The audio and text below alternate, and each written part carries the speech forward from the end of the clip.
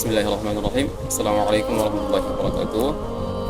Innal hamdalillah nahmaduhu wa nasta'inuhu wa nastaghfiruh wa na'udzu billahi min shururi anfusina wa min sayyiati a'malina. Man yahdihillahu fala mudilla lahu wa man yudlil fala hadiya lahu. Asyhadu an la ilaha illallah wahdahu la syarika lahu wa asyhadu anna Muhammadan 'abduhu wa rasuluhu la nabiyya ba'da wa rasulun ba'd. Alhamdulillah, segala puji bagi Allah, merupakan kalimat yang seharusnya dan sepatutnya kita ucapkan dalam setiap kehidupan sehari-hari kita. Karena kenapa hadirin sekalian? Karena Allah Subhanahu wa taala telah memberikan kita beribu banyak nikmatnya sehingga tak mampunya kita untuk menghitungnya. Di antara nikmat yang Allah berikan kepada kita ialah nikmat iman, nikmat kesehatan, nikmat kesempatan, dan nikmat Islam yang Allah tanamkan dalam diri kita, sehingga pada siang hari ini, pada pagi hari ini,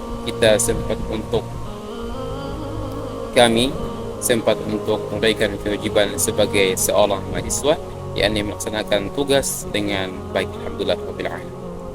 Kemudian teman-teman sekalian, salah satu faktor kenapa kita harus bersyukur dan wajib bersyukur atas apa yang Allah berikan kepada kita ialah kadang satu hari kita tidak pernah meminta nikmat yang Allah berikan kepada kita. Kadang kita tidak pernah meminta itu, lantas Allah berikan kepada kita. Nah, teman-teman sekalian, sepatutnya kita bersyukur karena Allah berikan yang kita minta maupun yang kita tidak minta. Artinya rezeki itu tidak disangka-sangka datangnya. Itu semua dari Allah Subhanahu wa taala. Kata janji Allah dalam Quran, salah satu janjinya adalah ketika seseorang itu bersyukur terhadap apa yang Allah berikan, maka kata Allah, a'udzubillahi minasyaitonir rajim, la in syakartum la azidannakum wa la in kafartum inna 'adzabi lasyadid. Dan ingatlah, ketika kalian bersyukur terhadap apa yang Allah berikan, maka Allah akan tambah nikmat tersebut. Tetapi ketika engkau kufur terhadap nikmat Allah, dalam artian engkau menggunakan nikmat Allah Subhanahu wa taala dengan tidak baik, engkau tidak bersyukur terhadap apa yang Allah berikan, maka ketahuilah azab Allah itu sangat pedih, teman-teman sekalian. Kemudian salat dan salam kita kirimkan kepada junjungan alam, putra Aminah, Nabi Allah Muhammad sallallahu alaihi wasallam, sebagai suri tauladan yang sempurna yang harus kita ikuti segala sunnah-sunnahnya untuk mencapai kebahagiaan dunia dan akhirat. Amin ya rabbal alamin. Dan salah satu bukti kita berbakti kepada kedua orang tua kita adalah dengan senantiasa bersalawat kepada Nabi Muhammad sallallahu alaihi wasallam. Kenapa? Karena kata dalam riwayat bahwa ketika seorang itu bersalawat kepada Nabi Muhammad, maka malaikat Jibril akan menyampaikannya kepada Nabi Muhammad sallallahu alaihi wasallam seraya mengatakan, "Ya Muhammad, si fulan, anaknya si fulan itu telah bersalawat kepadamu." Maka niscaya otomatis pahalanya juga akan terlimpahkan kepada kedua orang tua kita. Masya Allah hadirin sekalian. Itulah pentingnya salawat dan salah satu hal keistimewaan dalam salawat tersebut. Ayolah hadirin sidang jemaah yang saya muliakan. Pada kesempatan kali ini saya khususnya akan menyampaikan beberapa hal. Tentunya insya Allah akan harapan ini memberikan motivasi hidup untuk kita semuanya. Suatu ketika ada seorang filsuf yang luar biasa dari salah satu universitas ternama, dan tatkala ia pulang karena lebaran, pulang ke kampung halamannya, dan perlu kita ketahui bahwa filsuf ini memiliki hobi yang aneh, yang tidak aneh, cuman jarang orang yang memiliki hobi seperti itu, yakni camping dan mendaki di hutan. Nah, suatu ketika bersama seorang ayah, ia ingin beranjak dan melampiaskan hobinya di satu gunung tertentu.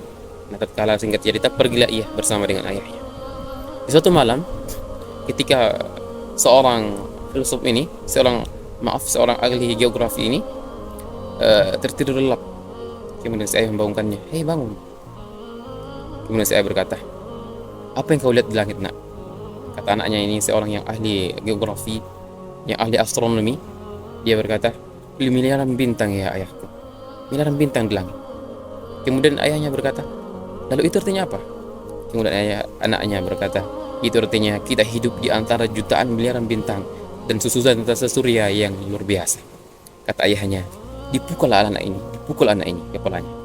Kata ayahnya, "Goblok kamu, itu artinya tenda kita telah dicuri, makanya kamu melihat bintang-bintang yang ada di atas."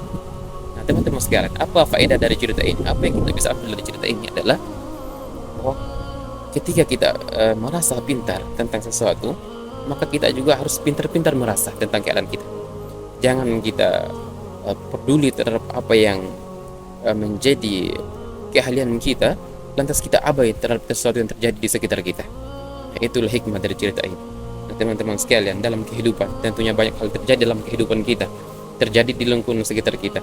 Maka pesan saya adalah tetap pada konsistensi yang Islam ajarkan, bahwa kita harus saling tolong menolong, karena manusia adalah makhluk yang sosial, makhluk yang tidak bisa hidup tanpa bantuan dari orang lain. Saya kira demikian apa yang saya sampaikan. Semoga ada manfaatnya bagi kita semua. Wallahu fikum. Semoga Anda selalu dalam kesehatan dan semoga selalu Allah memberikan nikmat keimanan kepada kita sampai kita menghadap kepada Allah Subhanahu wa taala. Amin ya rabbal alamin. Subhanakallahumma rabbana wa bihamdik asyhadu an la ilaha illa anta astaghfiruka wa atubu ilaik. Assalamualaikum warahmatullahi wabarakatuh.